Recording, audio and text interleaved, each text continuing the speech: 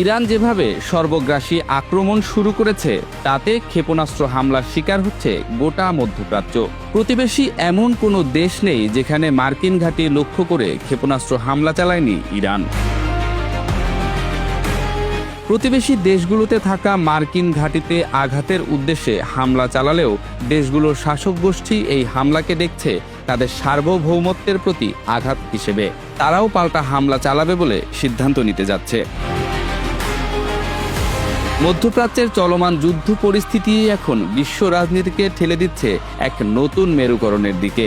রাজনৈতিক মেরুকরণ বলতে বোঝায় এমন এক বিভাজন যেখানে আন্তর্জাতিক ব্যবস্থায় দেশগুলো নিরপেক্ষ থাকার সুযোগ হারিয়ে ধীরে ধীরে এক একটি শক্তি ব্লকের দিকে ঝুঁকে পড়ে।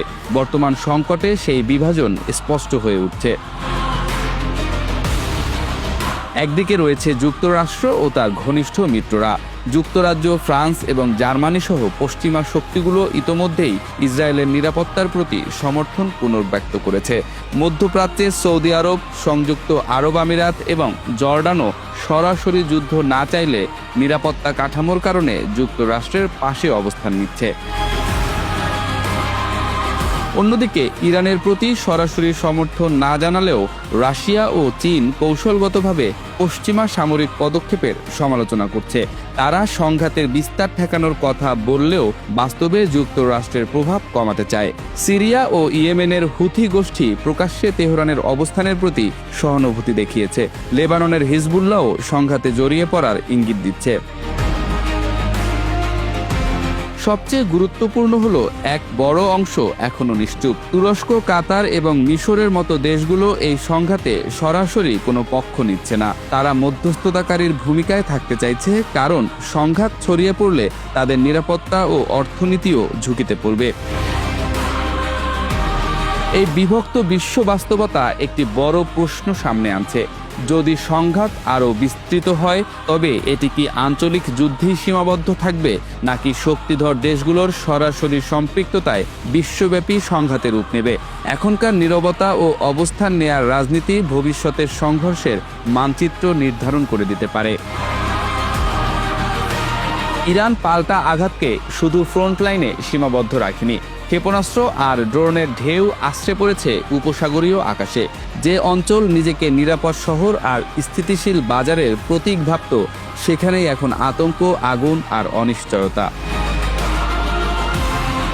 ইরান দাবি করছে হামলার লক্ষ্য মার্কিন উপস্থিতি, কিন্তু যে দেশের ভূখণ্ডে বিস্ফোরণ, যে আকাশে ইন্টারসেপ্ট, যে বিমানবন্দরে ঝুঁকি, তাদের কাছে এটি সরাসরি সার্বভৌমত্বে আঘাত। জিসিসি স্পষ্ট বলেছে এই হামলা তাদের সার্বভৌমত্বের গুরুতর লঙ্ঘন এবং তারা আত্মরক্ষায় জবাব দেওয়ার আইনি অধিকার রাখে। কাতারও বলেছে বিমানবন্দর সহ বেসামরিক অবকাঠামো লক্ষ্য ছিল। এ ঘটনা জবাবহীন থাকতে পারে না। সেই সঙ্গে পাল্টে যাচ্ছে বিশ্ব রাজনীতির মেরুকরণের মানচিত্র। একদিকে যুক্তরাষ্ট্র ও ইসরায়েল ঘিরে নিরাপত্তা নির্ভর ব্লক, অন্যদিকে রাশিয়া ও চীন কূটনৈতিকভাবে বাইরের হস্তক্ষেপ নিয়ে প্রশ্ন তুলছে। আর মাঝখানে কিছু রাষ্ট্র যুদ্ধ কমাতে চায়, কিন্তু আগুন ছড়িয়ে পড়লে তাদেরও বাঁচার পথ কমে যেতে পারে আশঙ্কা বিশ্লেষকদের। এখানেই ভয়টা সবচেয়ে বড়। প্রক্সি ফ্রন্ট সক্রিয় হয়ে উঠলে সংঘাত একসঙ্গে বহু দরজায় ধাক্কা দেবে। লেবানন সীমান্তে হিজবুল্লাহর হামলা, ইরাকে মিলিশিয়াদের ড্রোন তৎপরতা, ইয়েমেনের হুথিদের সম্ভাব্য নৌপথ চাপ, সব মিলিয়ে যুদ্ধের বিস্তার থামানো ক্রমেই কঠিন হয়ে পড়ছে। যুদ্ধ কি তৃতীয় বিশ্বযুদ্ধে মোড় নেবে? উত্তর এখনো নিশ্চিত নয়, কিন্তু থ্রেশহোল্ড পরিষ্কার। উপসাগরীয় শহরে বড় প্রাণহানি, মার্কিন ঘাঁটিতে বড় হতাহত, হরমুজে শিপিং থেমে যাওয়া অথবা পারমাণবিক স্থাপনা ঘিরে দুর্ঘটনা বা বড় আঘাত, এই চারটির যে কোনো একটি ঘটনাই ইতিহাসকে নতুন দিকে ঘুরিয়ে দিতে পারে।